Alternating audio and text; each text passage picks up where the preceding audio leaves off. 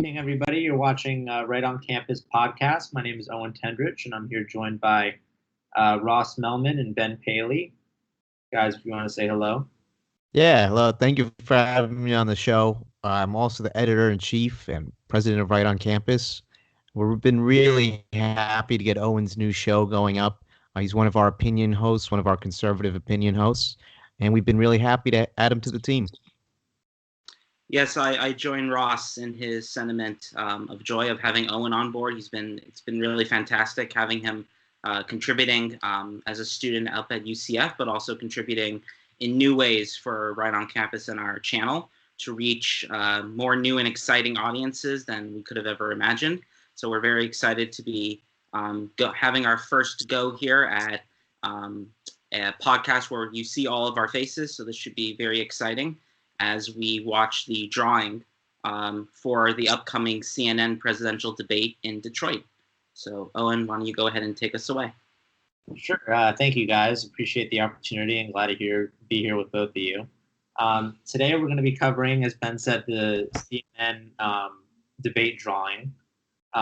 Basically, the way it works is tonight on TV, they're going to do 3 drawings.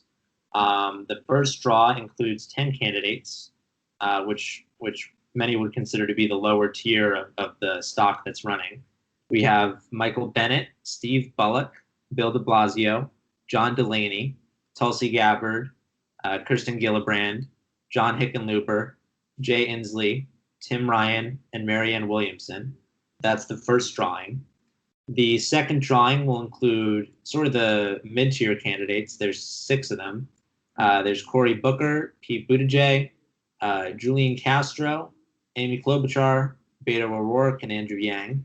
And then the final draw, which consists of 4 candidates, is kind of the top tier of candidates in terms of the polling and some other metrics. We've got Joe Biden, Kamala Harris, Bernie Sanders, and Elizabeth Warren. So tonight we're going to be watching that with you guys, taking you guys through it, offering a commentary before and after, and may the odds be forever in some of these candidates' favor. Absolutely. Yeah. It's funny that Beto O'Rourke's in the second tier. I mean, for so long on the news, everybody was saying first tier, going to be strong. And I mean, that really had a reversal rather quick once this all started getting serious.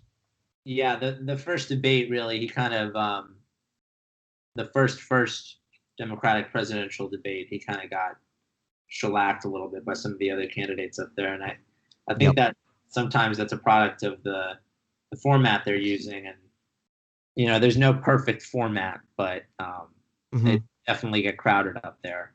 I think the requirements for joining or for qualifying for the debate rather are pretty lax.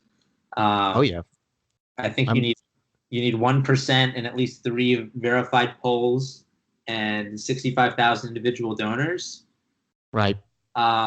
So, you know, the 1% part is so low. Yeah. And sometimes you got to wonder if they're even verifying that these candidates are actually making 1%, because some of them might not be. Yeah, and it just a lot of these people, to be honest with you, I don't even know who Michael Bennet is. Yeah, me neither. So, Marianne Williamson is another one of these characters that joined late in the race. I think they should raise it to at least 5% or something along those lines. Yeah, seriously. Anyone can get 1% if their mom and dad write something. Well, it was so funny during the Republican debates when Trump was knocking Rand Paul because he had 1%. You know, just continually railing on him. Yeah, he's big on rubbing it in the face. Yeah, it's so funny. He was the front runner. But speaking of front runners, we've got some of the polls coming out. I can pull them up here. The RCP poll average has Biden nationally at 28.4%, with Sanders in kind of a distant second at 15%, and Warren at 14.6%, Harris at 12.6%. And then really that's all for the front runners. So those 3 are really tied. Yeah, I mean nationally for the top 3 seats, yeah. Yeah. yeah, nationally, it's national polls I don't really like to pay attention to because it really comes down to the primaries Hmm. in the individual states. But looking in at Iowa, big state, it kind of replicates what we see nationally with Biden at 26, Sanders at 15, Warren at 13. Very similar numbers. Buttigieg is actually at 10.3, so he's breaking in there. That's kind of his backyard, being the mayor of South Bend, Indiana, I think it is. New Hampshire, similar story. Biden 26, Warren 17, Sanders 16, Harris 11, Buttigieg 10.7. South Carolina, a huge state for the Democrats. Biden has a 25.3 point lead. He's at 39 points. Right, because that's really showing an ethnically diverse state as opposed to Iowa. Right. Yep. And that's kind of what Democrats rely on in presidential elections. An interesting tidbit, though, for me is that Sanders is the number 2 candidate, and everyone's kind of getting on Sanders because he doesn't really have that minority appeal. He really, even in 2016, he didn't really have that much outreach to minorities compared to what Hillary was doing and some of the other candidates. But yeah, I think that's a pretty interesting tidbit that he's number 2.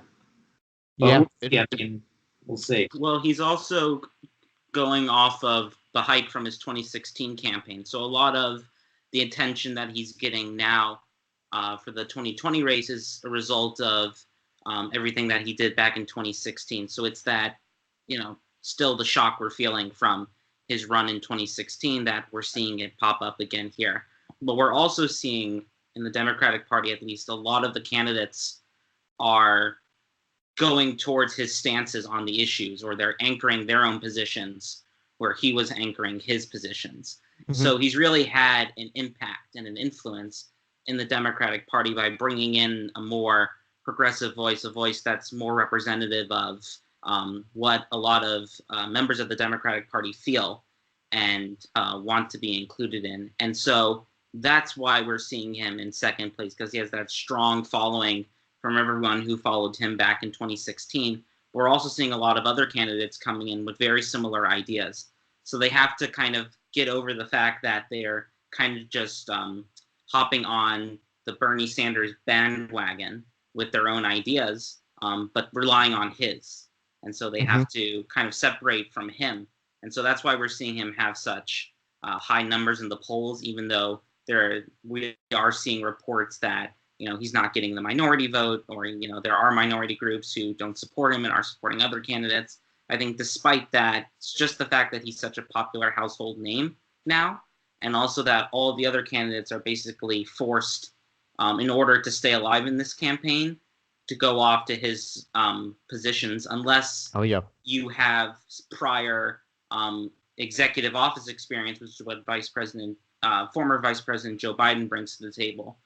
That he has had a position before in the executive branch, so he can come in and not have to piggyback off of what someone else has said. I'm not saying that the other candidates don't have great ideas, some of them do, or have ideas of their own, but what I'm saying is that in this instance, we're seeing the top 2 in the field because one has already been in the executive office, and the second one has already shaped the field so much that they have to be in that high place. At least for now, because they're anchoring the party. Right. Yeah, he's driving a ton of the policy. And honestly, it's pretty hard to differentiate him policy-wise with somebody like Elizabeth Warren. I mean, a lot of it's extremely similar because what they're having now is sort of a litmus test type of thing on a lot of issues where they have to agree with Medicare for all, along with other programs. So there's a little bit less of a difference between the candidates. But you do have Biden differentiating himself on some issues.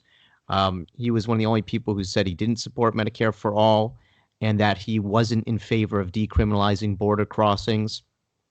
So he seems to be the only person who's kind of differentiating himself. But I think it's been too early to tell whether or not that's been helpful for him or perhaps hurtful. No, absolutely. That is going to be a big factor in the upcoming debates. And I also think Senator Harris is also going to be going to have a big factor in this upcoming debate as well, because in the last debate she took a direct hit on former Vice President Joe Biden, and that really sprung her into the polls and really sprung her into the national spotlight. But it's also going to open her up in this debate for attacks on her record as well. And so I think no matter which side she's on, we're going to see people go after her because they're going to want their shine in the spotlight. So we're gonna have to see if Biden's going to be willing to defend himself this time, because I thought he was very timid. He didn't want to come off as being angry, perhaps at a woman or whatever the scenario was, but he should have been very forthcoming and said, you're misrepresenting my views. I mean, he clearly wasn't showing support for the segregationists in Congress. He was simply saying that back then they at least tried to work with each other to advance, to actually go for bipartisanship to solve issues. He wasn't supporting segregationists. So he should have been really firm against her when she said that, and he wasn't. Yeah, Biden's got that Trump trait in him where he kind of talks like a normal person in a lot of ways, and sometimes you're not clear and concise with your words. That can start a whole media frenzy around you, and not in a good way. But if I'm Sanders right now, my only concern is, have I peaked? Because 2016 was kind of that time where he was really given Hillary a run for her money there, and now there are a ton of other candidates, like you said, who are trying to jump in and steal that kind of progressive spotlight from the party. And he's got competition. He's got to make sure that he's still putting himself out there and saying, hey, if I'm him, I'm saying, hey, I'm the guy who started. I'm the authentic one. All these other people are coming in and trying to, jack my mojo here. So, I think that's definitely something he's got to stay competitive, and we'll see who he ends up facing tonight with the drawing. No, absolutely. And something else to consider with these debates, and I know this has come up before, is that a debate is only one snapshot of what a candidate is able to do or accomplish. There's the famous example back in the Kennedy-Nixon debates, that if you were to listen to it on the radio, Nixon would have won those debates, that he had good policy stances, he had clear answers. But when you watched it on TV, Kennedy won because he was young, he was good looking, he was wearing makeup. They asked Nixon if he wanted to wear makeup, and he said no. And so the TV and the way it looks and the way you appear on television is a huge factor in how you do in these debates. And so I think sometimes we need to kind of just listen and not really see the debates as much, that we just need to listen to the policies. And I do this for both Democratic and Republican debates because the various hand gestures that happen and the various signals that candidates put off can be very entertaining and things that people will want to focus on. I don't know if either of you saw it, but after the first debate, a lot of people went after Joe Biden for his one finger raising when he would answer a question. He would kind of look around at everyone else to see what they were doing, but also that they were making fun of Bernie Sanders' hands, that his arms were going everywhere. And there was one shot where it looked like he was almost going to hit former Vice President Joe Biden. So these are things that people will poke fun at and kind of see. And sometimes with responses, we can see that too, because you can look at their expressions and see how they're feeling about a particular response when that may not be the thing we really want to focus on in a presidential debate. I disagree with you a little bit. I think the presentation is important because they're going to be doing such a presentation on the world stage if they're giving speeches, if they're talking to the UN. So some of those mannerisms may or may not go away, and it can misconstrue things during a debate. It could also misconstrue things on the world stage during an important speech. But I agree with you on a lot of it, that like when people pay attention to the colors that they're wearing, and some of the stuff is so silly and it is a waste of time. But perhaps there's a little bit of importance to it. No, definitely. And I do agree with you that when it comes to being on the world stage, when it comes to presenting the U.S., as a nation to all the other nations of the world, that the way you present yourself, you only have one chance to make a first impression. Mm-hmm. It's the same thing in international relations and international politics, that you really only have one chance to impress all the countries of the world for the first time. And the way that you appear to those countries is going to be very important. But the way that you're standing, or the way that your arms are waving, Mm-hmm. I'm not sure how big of a part that is in the international political realm. I'm more talking about like what it is that they're saying, or Yep. how they're saying it. And so some of these elements are more trivial than others. So that's why I tend to focus more on, what are they saying? What are they talking about? And to get back to your example of Joe Biden not really providing a response when Harris went after him for the segregation issue, Mm-hmm. that maybe he should have. Yeah. But part of me also thinks that when you're in a debate and you're pressed for answers and you're not ready to give an answer, sometimes it's best not to give a response. If you don't know how to respond, or you don't know what's the right thing to say, sometimes it's best just not to say anything and not risk putting yourself in a situation where you're going to say something that's not true, or you're misrepresenting the past. So Joe Biden's very old-fashioned in that way. He's not just going to come out with an answer immediately to defend himself against someone else. He wants to really think about it and get a response that's good. And whether or not he actually did that is open for discussion at another time, because that could be a whole other hour and a half long video chat about it. But that's also why sometimes we won't see candidates responding right away, because they may not have a response. So it might be interesting to see if that happens in the next debate. Are there candidates who are not just going to jump right to an answer to get that soundbite that will be played over and over again on CNN for the next 3.5 weeks? So, yeah, and I think that kind of gives you a clue as to the limitations of some of the of modern debating and politics. I think its importance has kind of run its course, in my opinion, in a way that when the debate was first aired on TV, like you said, with Nixon and with Kennedy, that was really the only kind of exposure people had to candidates, other than maybe going to an event that was in the same state. Now with social media and with all these different ways that we engage with our with candidates, I think there's definitely a debate to be had about whether a debate is really needed anymore. Like debate about the importance of the debate. So I mean, I've always been one who really doesn't value the importance of these debates that much outside of the traditional posturing of the candidates and what they say, because I mean, I really think that all of us can boil down what's going to be said tonight into a couple of boilerplate catchphrases, and there's never really going to be any hard discussion about policy or how things are going to get accomplished, and that's for both sides of the aisle. Well, tonight's just the drawing too, so we're just going to hear which candidates are coming out. Tonight's just the drawing. The debate, I believe, is on July 30th and 31st in Detroit. So I think we'll be going live. We'll be doing another live stream covering that. We'll take you guys through it. We'll do a bunch of commentary during commercial breaks and whatnot. So I'm looking forward to that. Yeah, I agree. You're not going to get hardcore policy at the debate, but you will see what the pertinent issues are and what direction the candidates, if not their parties as a whole, are going.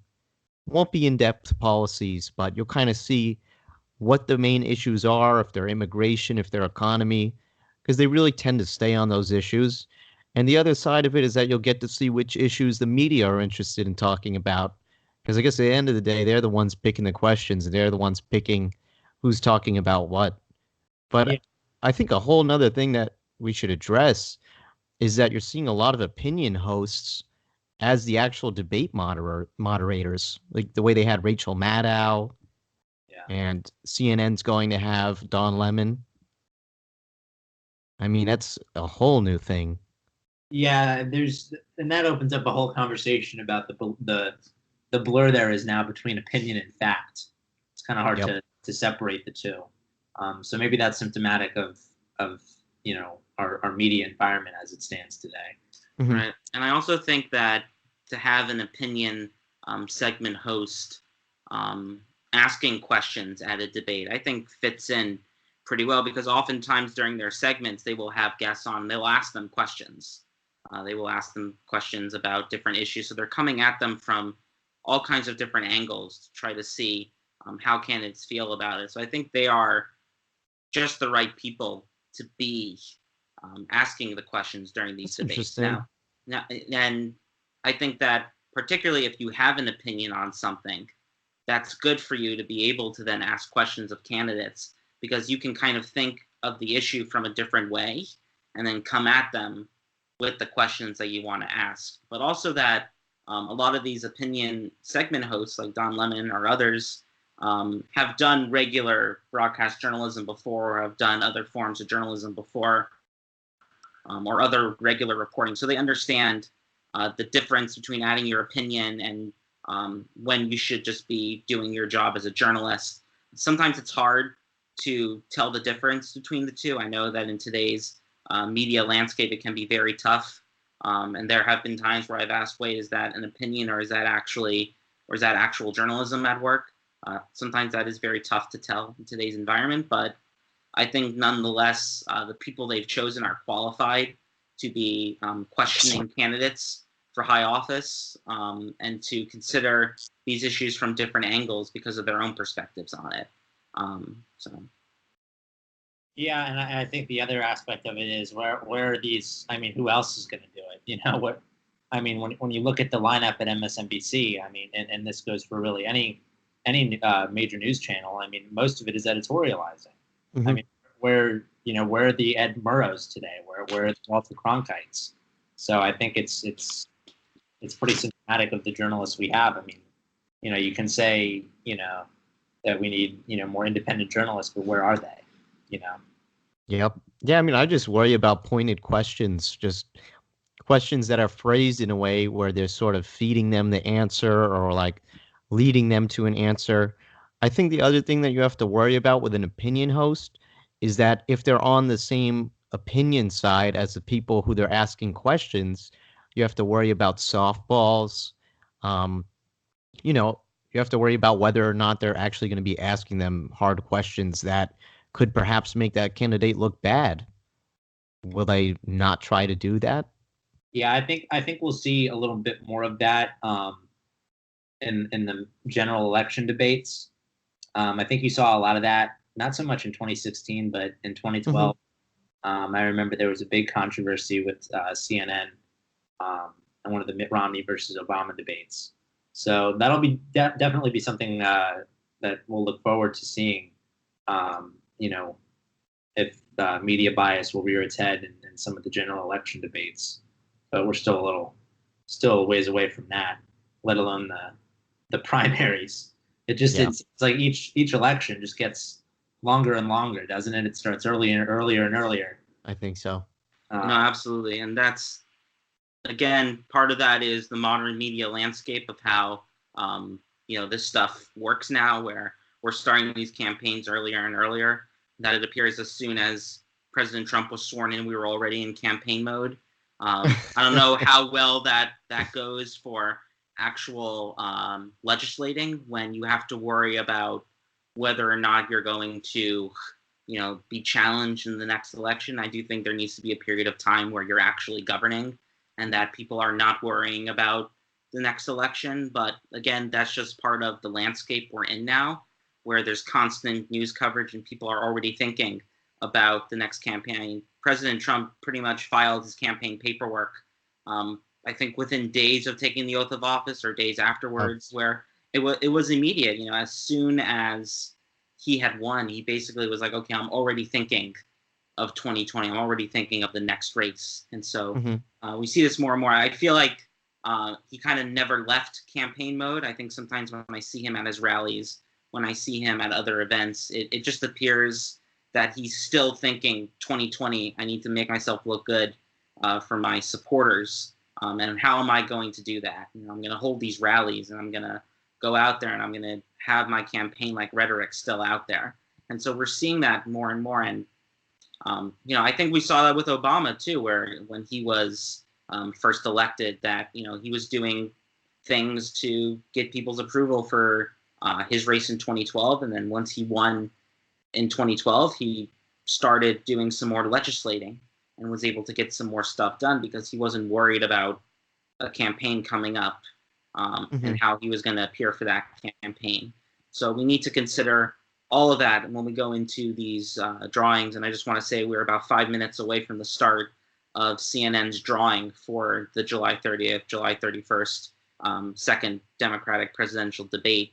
And as we're getting close to this event, I think it might be interesting to hear who you guys think is going to be paired with each other for the next debate. Do you guys have any ideas about who might be paired with whom, or do you just want to wait and see, and then we could talk about it afterwards and see if any of them really surprised you with any combinations? I mean, I personally hope to see Kamala Harris and Biden, see if there's more sparks, see if he reacts differently, or to see if she's still as fiery as she was the first time, which I'm sure she will be, because I do think it helped her a lot in the polls.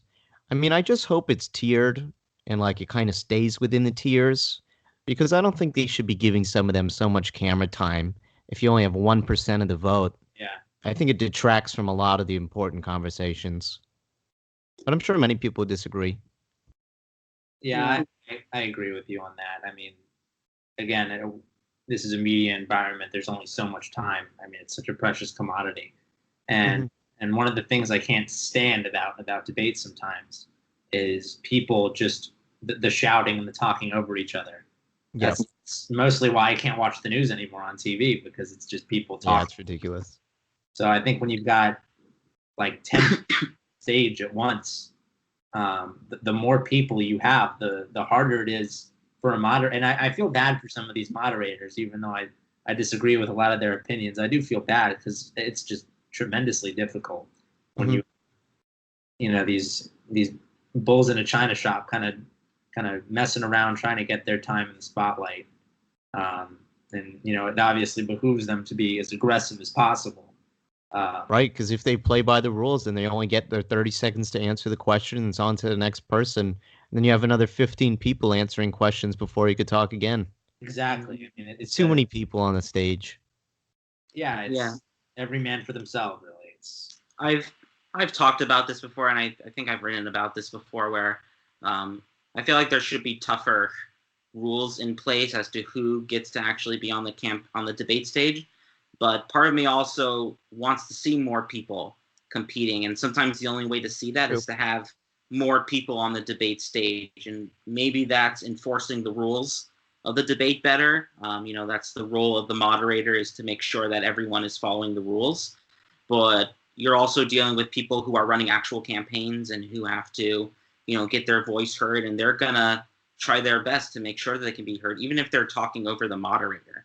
They'll keep talking over the moderator just so that people can hear them and what they have to say. And so as much as we have these rules in place, sometimes you have to realize that no one's really going to follow them, because as Ross said, the people who do follow them are going to be left, in the mud. They're not going to get anywhere, because, the people who play by the rules are the people who don't get anywhere in this line of work. Yeah, it's true. And I remember Biden, when he was answering, or when he was retorting one of his questions, he stopped himself and he said, "My time is up." And he got a lot of flack for doing that. He literally got flack for following the rules. I remember that. And I remember being very proud of him for that, for saying, look, he was right to say that his time is up, but it also created an issue where he looked like the old-timey candidate that still follows the rules. And everyone else was saying, hey, that's not how this is done anymore. No, it didn't, even though, it might have been the right thing in some situation. In the real life, it probably wasn't the best move for him. Is Bill de Blasio mayor of New York? He ran. He was the campaign manager for Hillary Clinton's successful bid for the Senate in 2000. He'll take the stage on the second night, Wednesday, July 31st. Next, our second name out of 10. Michael Bennet, Colorado's senior senator, former superintendent of Denver Public Schools. He will be on the stage as well the second night, Wednesday, July 3rd. Third in this drawing of 10, On the 31st, pardon me. Steve Bullock, Montana governor. The first time that we are going to be seeing him on the debate stage, and that will take place on Tuesday, July 30th, the first night of debates in Detroit. Next, our fourth name that we are drawing, Tulsi Gabbard, Hawaii Congresswoman. She's a major in the Army National Guard, has deployed to Iraq and Kuwait. She will take the stage on the second night in Detroit, Wednesday, July 31st. Our fifth name out of 10 here. Tim Ryan, Ohio Congressman, challenged Nancy Pelosi to lead House Democrats in 2017.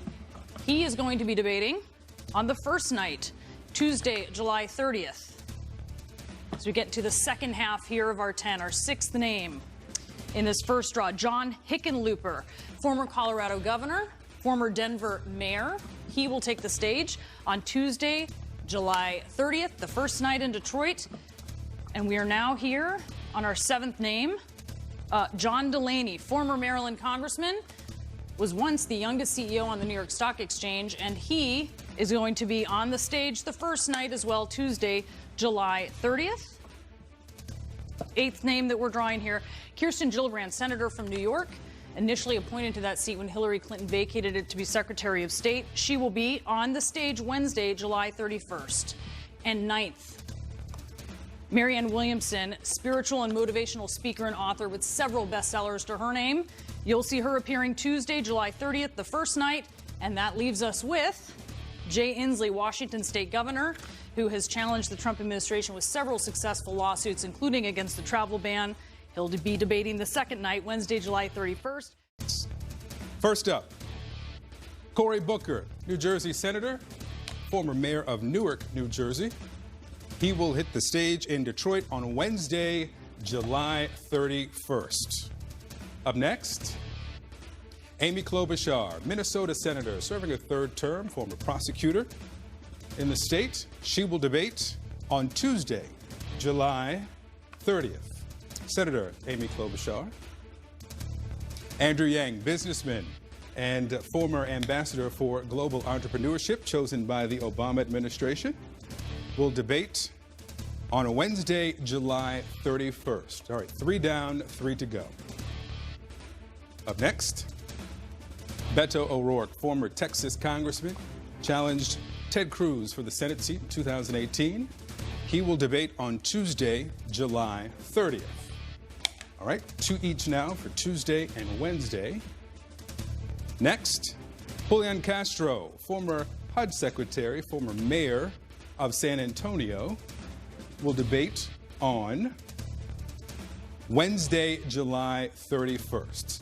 So that means that Pete Buttigieg, South Bend, Indiana mayor, who took a 7-month leave of office to serve in Afghanistan, will debate on Tuesday, July 30th. Find out who our first candidate is in our final draw. Massachusetts Senator Elizabeth Warren. She's been in the Senate now since 2013, also former Harvard Law professor. She will be debating on Tuesday, July 30th, the first night. 1 down, 3 to go. Our second candidate in our final draw is California Senator Kamala Harris. She's been serving now since 2017 in the Senate. Previously was the Attorney General of the state of California. She will be debating on Wednesday, July 31st. 2 down, 2 to go. Our next candidate in our final draw is the Vice President, Joe Biden. Served alongside Barack Obama in the White House for 8 years. Before that, he was in the Senate for over 30 years, serving for the state of Delaware. He will be debating on the second night, Wednesday, July 31st. So we'll have another matchup with Kamala Harris and Joe Biden. That leaves our final candidate of the night, Senator Bernie Sanders from Vermont. It's the runner-up, the Democratic primary to Hillary Clinton in 2016, has been in the Senate now since 2007 and been in Washington since 1991. He will be debating on Tuesday, July 30th. Feel about this, the setup? Was it as we expected, or are we surprised at those results? Let's talk about it briefly. It seemed pretty similar, right, to the first 2 days of debates. I think that Wednesday is certainly more interesting one, and that the matchups kind of did go as predicted, but I do think, it was just kind of by chance. But you'll kind of get to see, can't this time around, candidates will get an attempt, to redo their mistakes since they'll really sort of be with the same people. So we'll see if those same mistakes happen again or how they can react to it.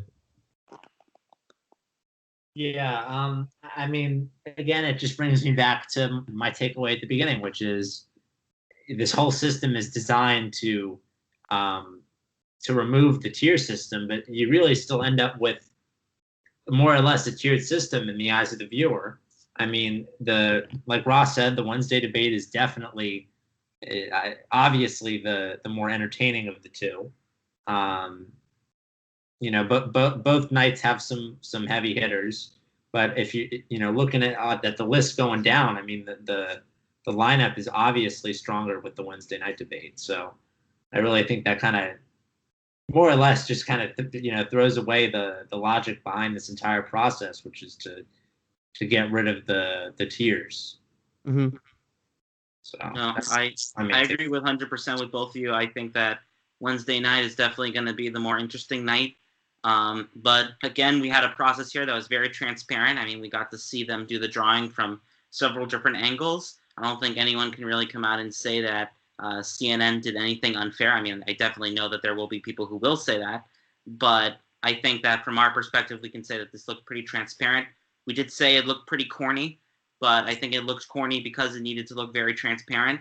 People needed to know that this was done in a way where you could see exactly what was happening, and so that the candidates and the campaigns could also know that this entire process was done in a fair and transparent way.